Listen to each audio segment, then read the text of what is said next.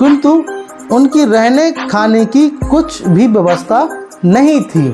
भीमराव के बीए पास कर चुकने के बाद भी और बड़ौदा में अपने अछूतपन के कारण काफ़ी हैरान और परेशान होना पड़ा। Hello everyone, I am Rahul. जय भीम, नमो बुद्धाय। स्वागत है आप सभी का समता पाठशाला के इस चैनल में। और आज है वीडियो का 4th पार्ट, जो कि बाबा साहब अम्बेडकर की कहानी से संबंधित, जो कि मेरे पास पुस्तक है। मैं बार बार दोहरा रहा हूँ, यदि बाबा ना होते, लेखक डॉक्टर भदंत आनंद कौशल्यान। और कहानी को हम आगे बढ़ाते हैं। पिछली वीडियो में हमने जैसा कि हमने देखा था कि डॉक्टर अम्बेडकर से रिलेटेड जो कहानी थी, जो कि उनके साथ जो घटनाएं हुई थी छोटी छोटी, तो इसमें भी इस पुस्तक में जो है, जो बाबा साहब अम्बेडकर से रिलेटेड है, जो छोटी छोटी घटनाएं हैं जो कि हर व्यक्ति को मालूम होना चाहिए। यह बुक विस्तार में नहीं है, लेकिन अगर आप डॉक्टर बाबा साहब अम्बेडकर को शॉर्ट में पढ़ना चाहते हो, शॉर्ट में पढ़ने का मतलब ये है कि आप जल्दी अगर पढ़ना चाहते हो, तो मुझे लगता है ये बुक बहुत अच्छी है, सरोकार है। और उसके बाद फिर आप अपना अध्ययन है जो गहरी और अध्ययन ले जा सकते हैं, मतलब उसको विस्तार में पढ़ सकते हैं बाकी अन्य किताबों के द्वारा। शुरुआत करते हैं। तो कहानी है बड़ौदा नरेश से छात्रवृत्ति। बाकी इसमें और भी कहानी होगी, छोटी सी वीडियो है, प्लीज़ इसको पूरा देखें और लाइक ज़रूर करें। देखते हैं। तो अपने देश में माता पिता को बच्चों का बचपन से ही विवाह कर देने की जितनी चिंता रहती है, उतनी शायद किसी देश में नहीं। यह बात सच्चाई अभी भी है।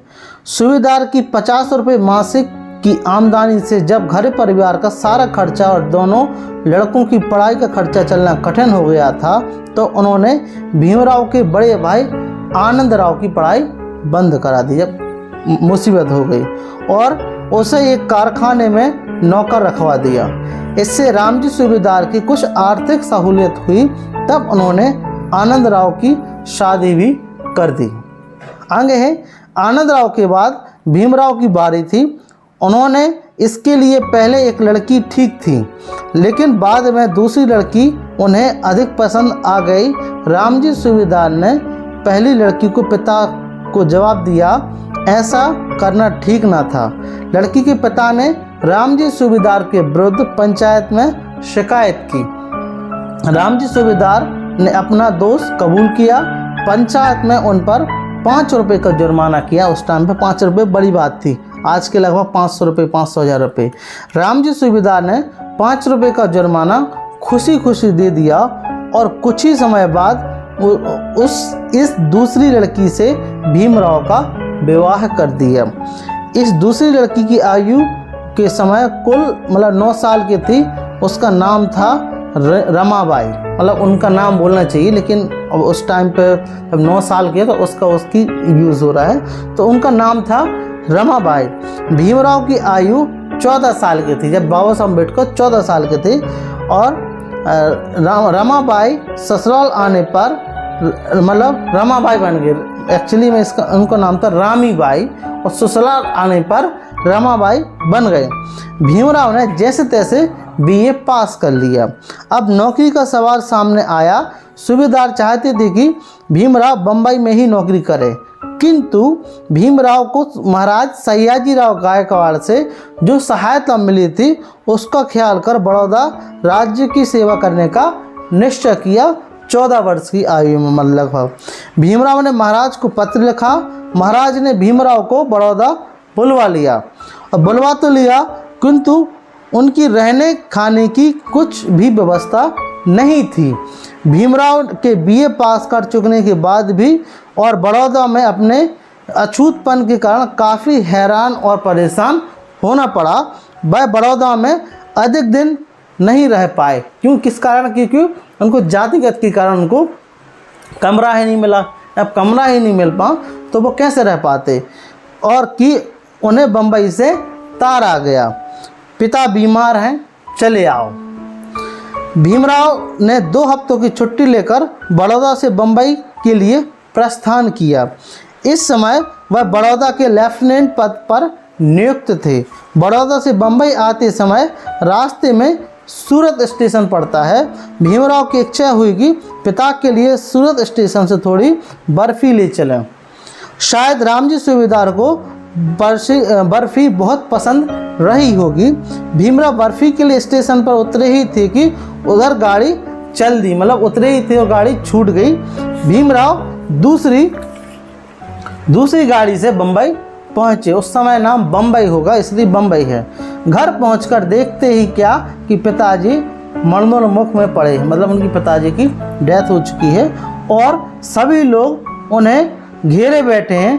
भीमराव को देख पिता ने बड़ा संतोष हुआ, मतलब मरणोन्मुख मतलब होता होगा हिंदी मतलब कि अंतिम time, it is not for we can say that death time. Okay, तो उनको देखकर उनको संतोष हुआ। रामजी सूबेदार ने भीमराव के सिर पर और पीठ पर हाथ फेरा और उनके प्राण बेरुख उड़ गए, मतलब बहुत शांत हो गए, उनकी डेथ हो गई। ऐसा लगा कि जैसे वह परलोक जाने से पहले भीमराव की प्रतीक्षा में अटके हुए थे। भीमराव को सूरत में गाड़ी छूट जाने के कारण देर से पहुंचने का बड़ा दुख हुआ। उनको बाबा साहब अम्बेडकर को बहुत दुख हुआ और वह मतलब बड़ी देर तक जोर जोर से रोते रहे बाबा साहब अम्बेडकर जब उनके पिता की डेथ हुई। भाग्य से उस समय बड़ौदा नरेश सयाजी राव बम्बई आए थे। वे उच्च शिक्षा के लिए कुछ विद्यार्थियों को अमेरिका भेजना चाहते थे। बड़ौदा वापस लौटने से पहले भीमराव ने सोचा कि महाराज से मिलकर वह उन्हें कहे कि बड़ौदा में उन्हें भोजन और निवास का बहुत कष्ट करें और उनकी व्यवस्था होनी चाहिए। लेकिन जब वह महाराज से मिले तो महाराज ने उनकी बात तो सुनी, किंतु बिना उसका उत्तर दिए एक दूसरा प्रश्न पूछ लिया। क्या प्रश्न पूछ लिया कि मैं तुम्हें उच्च शिक्षा के लिए अमेरिका भेजना चाहता हूँ, क्या अमेरिका जाना चाहोगे? भीमराव का उत्तर था, यदि आपकी कृपा हो तो अवश्य जाऊँगा। महाराज ने आज्ञा दी, तुम विदेश में विद्याभ्यास के लिए शिक्षा मंत्री से अर्जी भेजो और मुझे उसकी सूचना दो। आगे अंधे को क्या चाहिए? 2 आंखें। भूखा को क्या चाहिए? 2 रोटी। और भीमराव खुशी से नहीं समाये, उन्होंने घर जाकर फौरन अर्जी भेजी। बड़ौदा राज्य की ओर से 3 साल तक विदेश में पढ़ने के लिए छात्रवृत्ति मिल गई कि आप विदेश में 3 साल तक पढ़ सकते हैं। किंतु ऐसी व्यवस्था होने से पहले भीमराव को एक शर्तनामे पर हस्ताक्षर करने पड़े कि वह अमेरिका में रहते उनका सारा समय विद्याभ्यास ही करेंगे और देश वापस आने पर 10 वर्ष तक बड़ौदा नरेश की चाकरी करेंगे। चाकरी मतलब वहाँ पर नौकरी करेंगे। ठीक है, तो भीमराव ने शर्तनामा स्वीकार किया और देश छोड़ने से पहले महाराज से मिलकर उनकी इस कृपा के लिए उन्हें कृतज्ञता प्रकट की। आगे लिखते हैं, अमेरिका जाने की बात पक्की हो गई, किंतु अब पिता भी ना रहने पर अमेरिका प्रवास के कई दिनों तक घर का खर्चा कैसे चलेगा?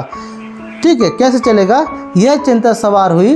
भीमराव ने बड़ौदा नरेश से शिक्षा विभाग से अपनी छात्रवृत्ति के कुछ रुपये पेशगी के लिए उनमें से कुछ आनंदराव को सौंपकर विद्याभ्यास के लिए विदेश चले गए। परिवार में अकेले आनंदराव कमाने वाले थे, किंतु खाने वाले 10-12 जने थे। तो ये कहानी थी, ये बड़ौदा नरेश से उनको छात्रवृत्ति मिली थी। तो इतनी हमारी कहानी समाप्त हो गई। अब नेक्स्ट कहानी स्टार्ट होती है लंदन में अधूरी पढ़ाई, तो ये हम नेक्स्ट वीडियो में चर्चा करेंगे। और यदि आपको वीडियो अच्छा लग रहा हो तो प्लीज़ इसको लाइक करें, शेयर करें और इस चैनल को सब्सक्राइब करें ताकि मुझे मोटिवेशन मिले। तो मिलते हैं फिर इसी प्रकार की नेक्स्ट वीडियो में। Thank you very much, thanks for watching. जय भीम, जय भारत, जोहार, नमो बुद्धाय।